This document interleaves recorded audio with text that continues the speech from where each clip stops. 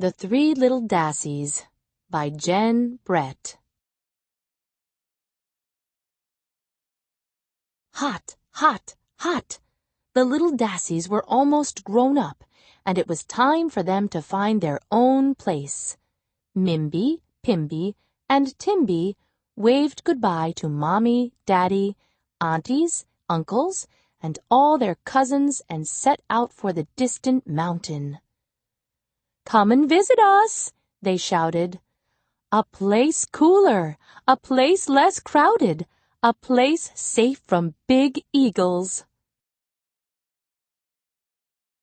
The sisters traveled all day and all night across the Namib Desert, arriving at the foot of the mountain the next morning. "This is where we will live," they agreed excitedly. "Welcome," a squeaky voice called out from the scree. It came from a handsome, smiling Agama man. "No one has lived here for a long, long time. Just me and a family of eagles up on the mountain." Eagles?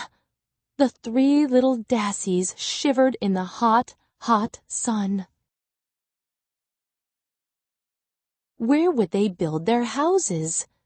Mimby eyed the long grasses. "These grasses will make a lovely cool house," she said, and she set to work, cutting, twisting, braiding, and bundling. She finished in no time.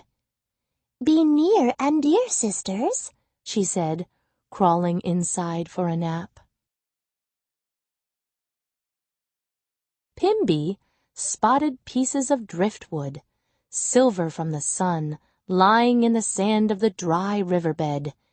"These will make a fine wooden house," she said, and she set about collecting as many pieces as she could find.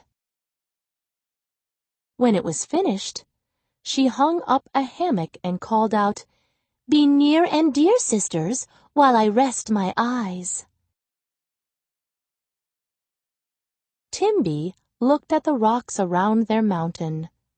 "I will make a stone house," she said, "but it won't be as easy to build as one made of grasses or sticks." And it wasn't. She had to work all day in the hot sun to get it finished in time to sleep in it that night. Agama man had been watching them.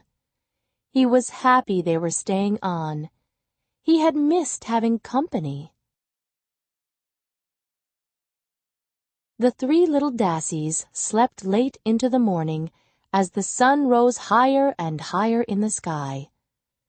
The big old eagle who lived up on the mountain stretched his wings and flew down to look for a meal for his hungry chicks. Mimby woke up hungry and went outside. Suddenly, a long-winged shadow passed over her. "The eagle!" she cried, and hurried back into her grass house. "I see you, Dassie," the eagle screeched and swooped down. "I'll flap and I'll clap and I'll blow your house in," he squawked, beating the air with his wings until the grass roof sailed off. The eagle grabbed Mimby and lifted her up, up, up to his nest. But the eagle was greedy. No sooner had he dropped Mimby into the nest than he spotted Pimby in front of her stick house far below. 2 Dassies would be double delicious, he thought, and down he went, feathers flying. Pimby looked up and saw him coming. She turned and ran back inside.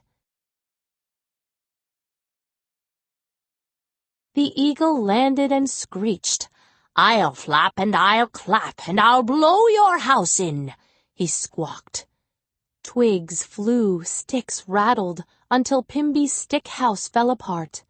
Then, just like Mimby, she felt herself being lifted high in the sky and plunked down in the eagle's nest. Timby looked out to call her sisters to come for a breakfast of tasty seed porridge, but instead of a grass house and a stick house, she saw a long shadow streaking across the rocks. "I see you, Dassie. Here I come." The eagle landed and shrieked, "I'll flap, and I'll clap, and I'll blow your house in." He flapped and clapped and beat his wings. Dust and sand blew everywhere, but the stone house didn't move. He tried again, flapping and clapping even harder. Dust and sand got in his eyes, but the stone house didn't budge.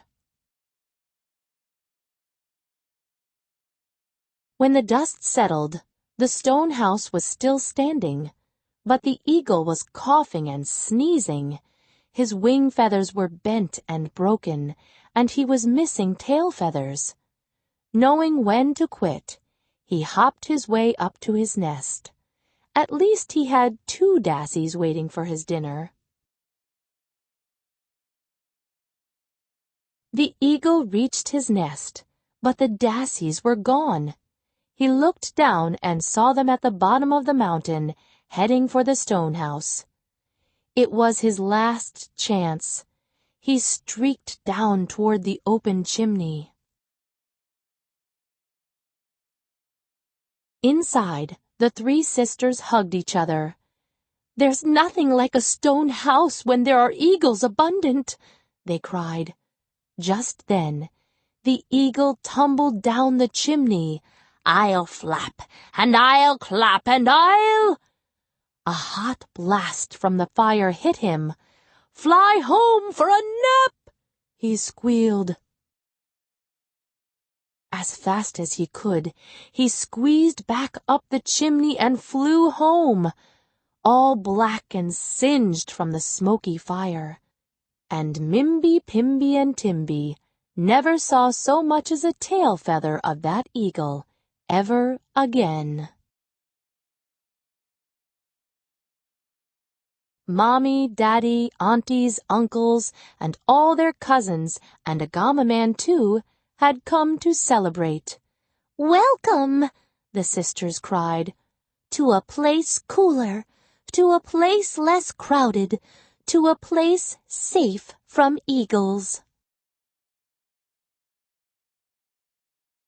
And if you travel to Namibia today, you will see Dassies living in stone houses with handsome Agama men looking out for them.